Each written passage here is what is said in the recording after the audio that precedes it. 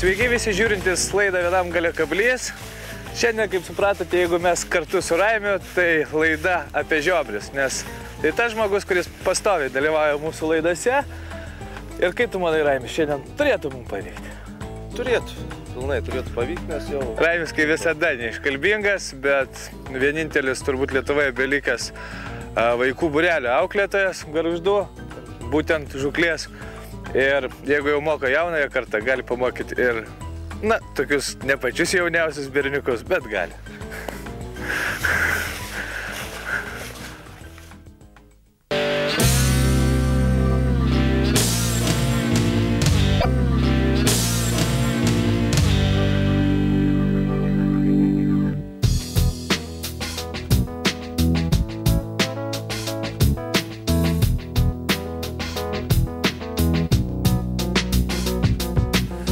Išties pakankamai dosni ir graži upė, nors šiandien kalbame apie žiobrius ir tai galima taikyti ir Neriai, ir Šventai, ir Nemunai, nes dabar daugelis plūdininkų ima meškeres į rankas, kad pagaudytų šių žuvų. Kodėl? Todėl, kad iš Kuršių marių rudenį žiobriai kyla į mūsų upes, ten žiemoja, pavasarį neršia ir, žinoma, vėliau grįžta į Baltiją. Netgi tame pačiame Nevėžyje jų pakankamai daug.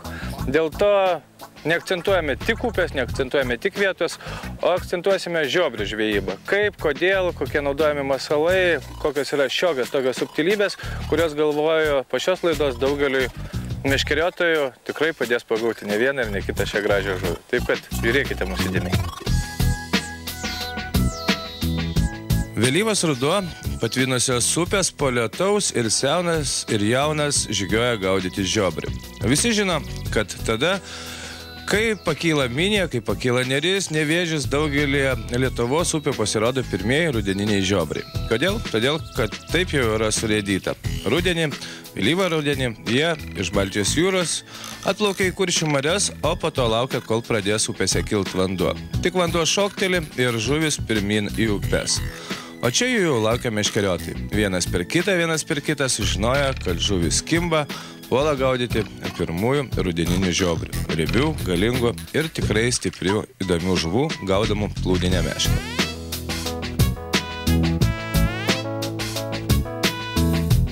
Žiobris išties kovinga žuvis ir ją žvejoti daugelį meškeriotojų begalinis malonumas, ypatingai tada, kai žuvauja pakankamai plonais žuklės įrankiais, tai yra plūdiniam meškeriam. Dugninė meškerė gal nėra taip įdomu, nors iš tikrųjų žiobris yra pakankamai stiprus kovotojas. Nors ir ne super didelė žuvis, tačiau atvykusi iš jūros ji pakankamai stipri. Galingai spardosi, daužosi ir žvejant planais valais, kaip šiandien žvejojame mes, tokią žuvį žvejoti išties įdomu. Pagrindinis masalas tai uodo trūklio lervų puokštelė ir žinoma, vietoj kabliuko mes dedame avižėlę. Kodėl? Todėl, kad drumstame vandenyje fosforinė avižėlė visada dirba ir daug geriau vilioja žuvį. Šiandien žuklėje mūsų plūdės ir kitokios, tai vadinamieji burbuliukai. Apie juos pakalbėsime, o juos šiaip mūsų laidai dažniausiai dovanoja mūsų laidos bičiulis Raimis, kuris tikrai turi puikias meškeriotojo meistro rankas ir visada gali kažką tai sukurpti naudingą mūsų laidai. Kaip suprantate, vieni daro muselės, kiti gamina voblerius, treti drožia plūdės. Esame pakankamai egoistai, tačiau draugų masalus išbandę visą laiką džiaugiamės puikiais rezultatais. Vis dėlto ne viską gali gauti žuklės parduotuvėse ir kartais reikia galvoti, prašyti, mąstyti ir bendrauti su draugais. Kol kas šiandien džiaugiamės puikiu žiobrių kibimu, nes štai taip traukiami du plėtai, tai yra vieną įkabina Raimis, kitą įkabinu aš. Tik įrodymas, kad žiobrių kibimas iš tikrųjų puikus.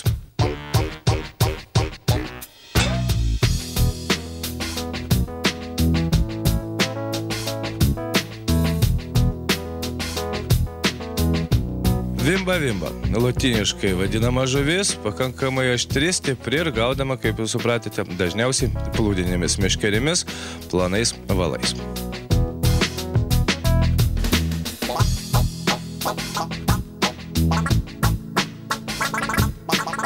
Žvejojame prilaikydami plūdę srovėje ir kaip matote, kibimai labai ryškus. Jeigu kiti meškeriotojai vietiniai žvejai žvejojo patampydami, pakankamai bukų žuklės įrankių, tai žvejoti štai tokia plūdė, kur matai kiekvieną žuvies prisilietimą, tiesa jį reikia pamatyti. Malonumas begalinis ir to labiau, kad vėl žuvis kimba. Žinoma, mūsų tas noras jų prigaudyti nėra begalinis, nes vis dėlto meškeriavimas toks dalykas. Kažkada tai turi būti gana. Kaip jau supratote, tik tai minėje kilstelėjo vanduo ir žuvis pradėjo kibti. Beje, apie žiobris taip pat kalba ir Kauno meškeriotojai, dabar jos gaudantis Neryje ir Nemune. Neryje ir Nemune žiobriai taip pat pasirodė ir daugelis meškeriotojai žvejodami plūdinėmis meškerimis džiaugiasi tokiais laimikiais. Tiesa, dar kartą norisi priminti žuklės taisyklės, vienas meškeriotojas per dieną gali pagauti tik 5-6 žuvis. Žinoma, gaudyti jūs galite ir 50 ir 40, jeigu norite, tačiau žuvis taip pat turi būti paleista atgal į vandenį, o su savimi tik 5.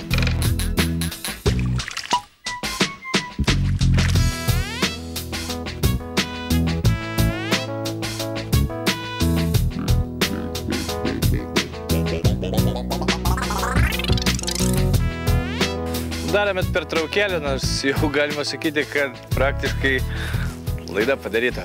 Žuvies iš tikrųjų upėje daug, tai yra svarbiausia.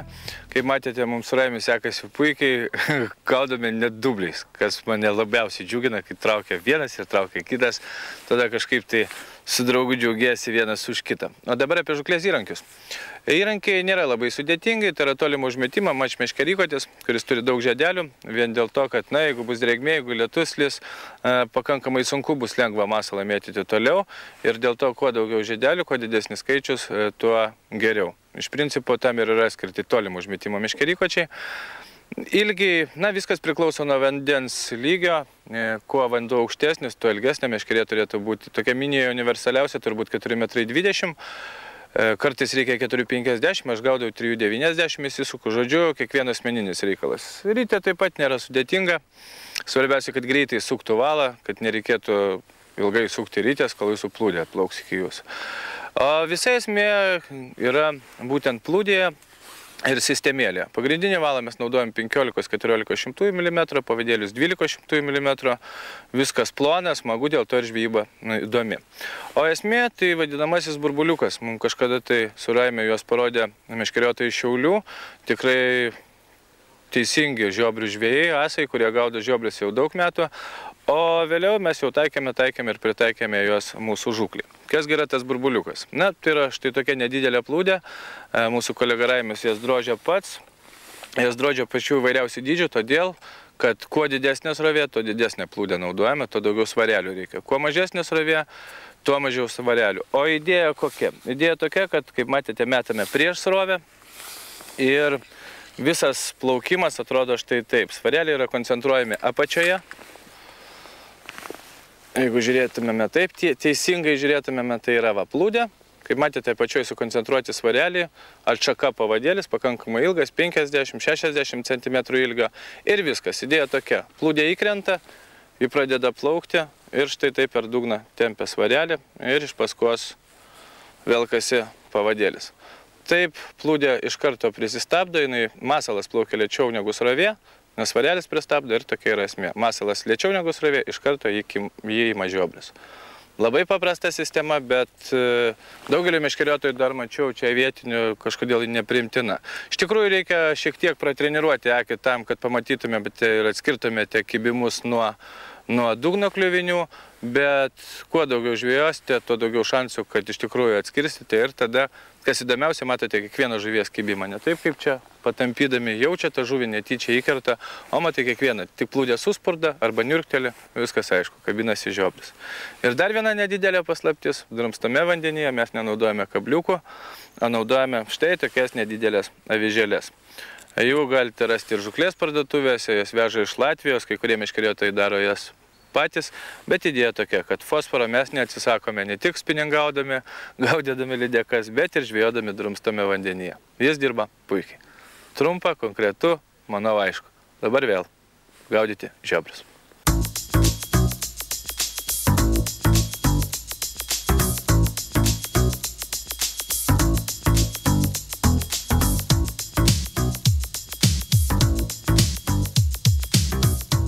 Na, va, dabar galime drąsiai ir aiškiau pamatyti apie tai, ką tik tai pasakojame, tai yra apie vadinamąjį burbuliuką. Kaip matote, štai jis taip gražiai strykse.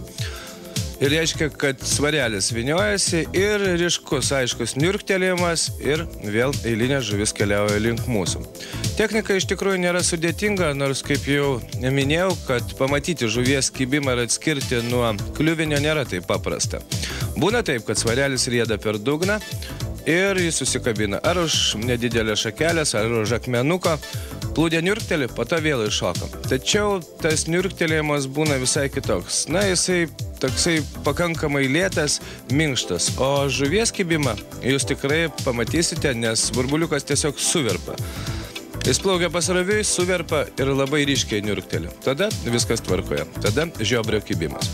Iš tikrųjų, tokį žūklės būdą, kaip jau supratote, prieš gerus 3-4 metų mums parodė šiaurių meškeriotojai, nes jie dažniausiai važiuodavo žvejoti žiobrių į mūšą. Vėliau kažkodėl ten žiobriai baigėsi ir jie pradėjo lankytis Minėje. Minėje išties ta upė, kurioje dabar bent jau žiobriai yra, nors kiekvieną dieną vis naujiena. Žiobriai tokia žuvis. Įplaukia kažkur tai tolyn, randa savo vietą, savo žiemojimo duobes ir kartais būna, kad praplaukia pro pačias žuvingiausias vietas, žiobriai nesustoja arba tiesiog nekimba ir pasitraukia kažkur toliau, kur jų ieškoti reikia. Nėra panacėjos, kad pavyzdžiui žuvis kima, kaip supratote, tik tai Gargžduose. Visiškai ne. Yra ir Kartenos, yra Aleksandravai, yra tos vietos, kur žiobrių iš tikrųjų dabar pakankamai daug. Ir jeigu meškeriotojas nenori atsirasti štai tokiame nedidelėme kolūkė, kuriame šiandien gaudome mes, galbūt ir verta pasiėmus meškerę pažygiuoti Minijos pakrantėmis. Na ir ne tik Minijos, kaip jau supratote, galima tai daryti ir Neries, ir Nemuno, ir galų gale Šventosios pakrantėmis ir tiesiog paieškoti žiobrių. Būna taip, kad gali rasti žiobrių visą didelį būrį, tuntą ir tiesiog smagiai ir gražiai gaudyti visą dieną. Žuvis, kaip supratote, stipri. Iš tikrųjų, tokio dydžio žuvies, stiprumą galima sulyginti su geru sroviniu šapalu. Tikrai žiobris pakankamai galingas kovotojas, jis ir riebus, ir stiprus, atplaukęs iš ten. Ir, žinoma, žvejoti plūdinę meškerę malonumas begalinis. Kaip jau sakiau, o mūsų žuklės technika, naudojant burbuliukus, tą kartą, ir ne tą kartą, dažniausiai pasiteisina ypatingai. Kaip matote, vėl elementarus kibimo parodymas, ryškus, aiškus ir eilinis žiobris keliauja link mūsų. Tokia diena, tokia graži kalba ir tokios gražios žuvis. Šiemet iš ties mums meškeriotojams gamta dovanoja auksinį rudenį. Tokio rudens niekas neatsimena. Na ir žuvis kalba pačios už save. Kalba jos ir mūsų konkurse didelės ir mažos šiek tiek vėliau.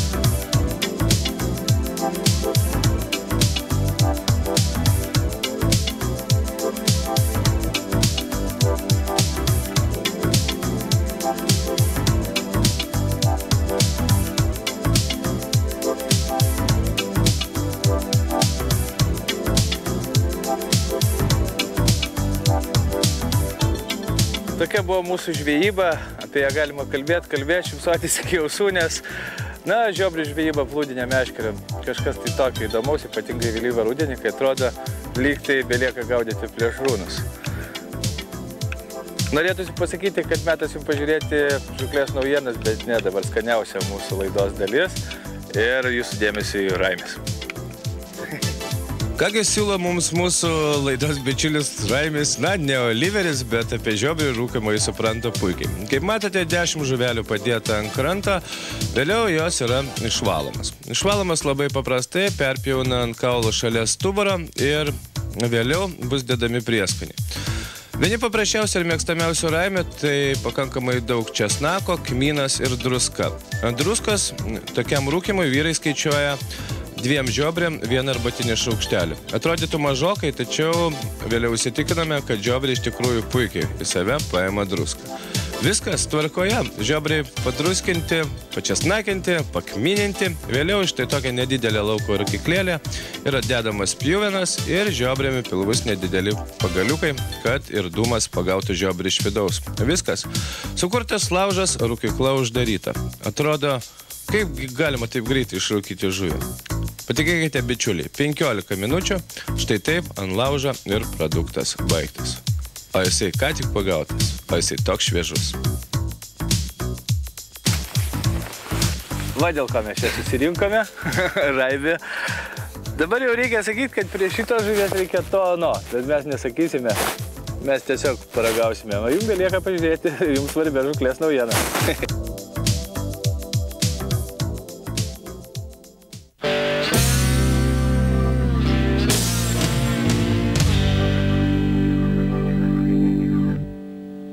Sveiki žvejai. Na, ruduo jau įsibėgėjo, spinigavimo sezonas taip pat. Daugelis nežino, kad yra išleistos naujos MEPS blizgės Aglia tipo. Aglia tai yra lapelio modelis, kuris sukasi 45 laipsnių kampu aplink savo ašį. Anksčiau būdavo su lengvais svareliais ir galėdavo jas mėti tikrai labai netoli. O štai su tokiu pasunkinimu specialią ištekintą šerdim, kuri blizgiai neduoda greitai kilti ir amplitudė gaunasi labai patogi, kad pravesti palei dugną. Reiškia, eina palei dugną ir po to iškyla.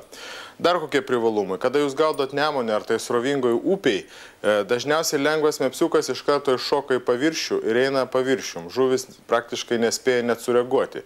O šitas svarelis, kuris yra specialiai pasunkintas blizgės, palaiko jį būtent vandenį ir kad ir didelė srovė, didelė vibracija labai gerai išerzina žuvis. Pavyzdžiui, gaudant Nemunę, ypatingai praeitų metų naujovė MEPSO, yra long tipo, pasunkintas heavy longas vadinasi angliškai. Būtent ta tekinta širdis specialiai buvo tyriama, netgi metus tyrė žvejams, davė bandyti, į Lietuvą net buvo pavyzdžiai siunčiami. Būtent kokie privalumai šitų blizgių, nes MEPSas, kaip žinia, neleidžia bet ko, nuspalvina 10 spalvų ir pardavinėja. Jie to nedaro, jie viską pagrindžia moksliškai ir visos spalvos jų yra nedaug. Yra pagrindinės Aglia Tiger, tradicinės balta, varinė, geltona. Ir yra dažytos juodi lapeliai su geltonais taškais, su raudonais taškais, būtent sužeistų žuvelių imitacija ar tai vabalų. Šitos blizgės tikrai yra verta išbandyti ir aš manau, jūs pagausit ne vieną žuvį. Blizgiaujant rudenį yra populiaru gaudyti vobleriais, sunkiom blizgėm. Dažniausiai užkimba už kerplėšų, už nuskendusių medžių ir brangius voblerius tikrai nesinori prarasti. Ar tai užsidėti blogus trišakius, kad jie nutrūktų, irgi yra nepatogu, nes žuvis gali nepasikirsti. Siūlyčiau naudoti štai tokį naują išradimą, tiksliau jis nėra naujas, bet Lietuvoje jis yra neseniai pasiradęs, tai yra Quantum firmos atkabiklis. Štai toks metalinis daiktas su troseliu ir 2 kilputėm. Jisai, jeigu jūs užkabinot jau, negali tikrai atkabinti, jį rišate prie atskiro valo ir leidžiate savo valu prie savo kliuvinio. Jisai nusileidęs yra specialiai kilpa iš galo, jūs užsikabina už jūsų voblerio dažniausiai trišakių ir jūs stipriai plėždami išplėšėt arba kartu su medžiu, arba nuplėšėt trišakius ir jūsų vobleris yra ar tai blizgiai išlaisvinta. Aš manau, kas gaudo tikrai garsiom firmom kaip Jezur ir Rapala, toks dalykas tikrai nepamaišys. Na, ne tik spinigaujame rudenį, prasideda vėgėlės, didelių plekšnių žūklė. Norėčiau atkreipti žvejų dėmesį, ypač tie, kurie keliauja ne automobiliu, o dažniausiai važiuoja visuomeniniu transportu, nori įdėti ne vieną meškerę į kuprinę. Štai tokio tipo Zepkos firmos Babardo meškerė, 270 dugninė meškerė, yra teleskopinė, išlengvinta, kad tikrai būtų lengva ją nešiotis. Viršutinės dalis yra anglinės, yra kombinuota, o paskutinė dalis yra iš stiklo audinio. Ir yra patogiai matyti, kada jūsų žuvis kimba, nes yra specialiai stiklinė galūnė ir ypač patogus transportavimas. Na, tęsiant dugninės žūklės temą, norėčiau priminti, kad reikia naudoti stovelius. Štai mano rankose kormorano stovelis yra tripodas, reiškia ant 3 kojyčių, kurį galima kojytės pasilginti iki metro. Ir aš manau, kurie gaudo tiek pajūryje, tiek būtent ant betoninių krantinių, kur neina įbesti stovelio. Jis labai gražiai pasistato ir yra specialiai, kada yra ruduo, yra vėjas, štai to vietoje yra kablys ir jūs galite praktiškai prisukti su šniūru, kad jo nenuverstų. Yra labai patogu ir susipakuoja tikrai patogiai, štai taip. Ir jisai jau jūsų kuprinėje ar tai tašiai. Na, ruduo tikrai yra šaltas, vėjuotas ir labai šlapės ir nemalonus oras. Siūlyčiau naudoti Sims, amerikiečių gamintojas, gamina labai aukštos kokybės kepurės, tai yra flysinės, jos yra ypatingai minkštos. Jeigu sušlapo per 15 minučių išdžiūna, tai kas yra svarbu, gaudant jūroje. Ir yra pats svarbiausias, kad yra speciali membrana, kuri sulaiko vėją.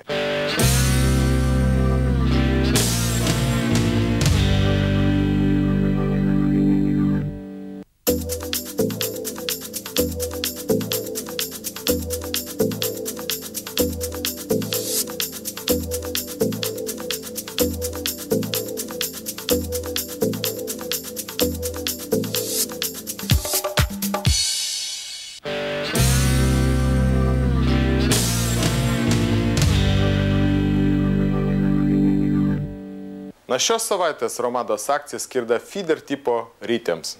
Firmos Interfish 60 dydžio turi atsarginį būgnelį. 3 guolių telpa 0,8–60 metrų, labai tinka tiek plekšniam, tiek vėgėlėm. Ir šią savaitę už ypatingą kainą tik 39 litai. Na, o kaip visada Romados antroji akcija taipogi skirta būtent feeder tipo rytei. Tai yra 5 guolių IFA Interfisho rytė. 60 dydžio turi atsarginį būgnelį, balansuotą rankenėlę, 5-2 prie 1 perdavimą. Ir šią savaitę už ypatingą kainą tik 49 litai. Na ir papildoma Romados akcija nuolaidų kortelių turėtojams. Visą šią savaitę prancūzų firmos Delalande visiems riperiam, twisteriam 40% nuolaida. Ir neužmirškit, kad prekių kiekis Romadoje yra ribotas ir susitiksim www.romada.lt.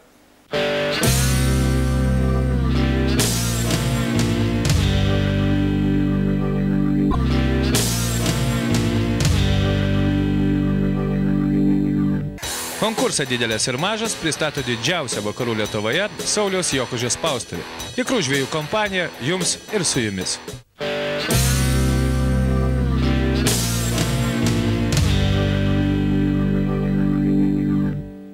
Štai tokia puikiai rudeninė plūdinė žvejyba. Apie ją galima pasakyti tiek, kad tikrai turėjome begalę pačių gražiausių įspūdžių. Dar kartą dėkojame Raimiui, kuris mus dažnai pasikviečia kartu žvejoti žiobrius. Ir su juo tiesiog žvejyba visada būna maloni ir graži. O dabar jums kaip visada svarbios jūsų sugautų laimikų nuotraukos ir konkursas Didelės ir mažas.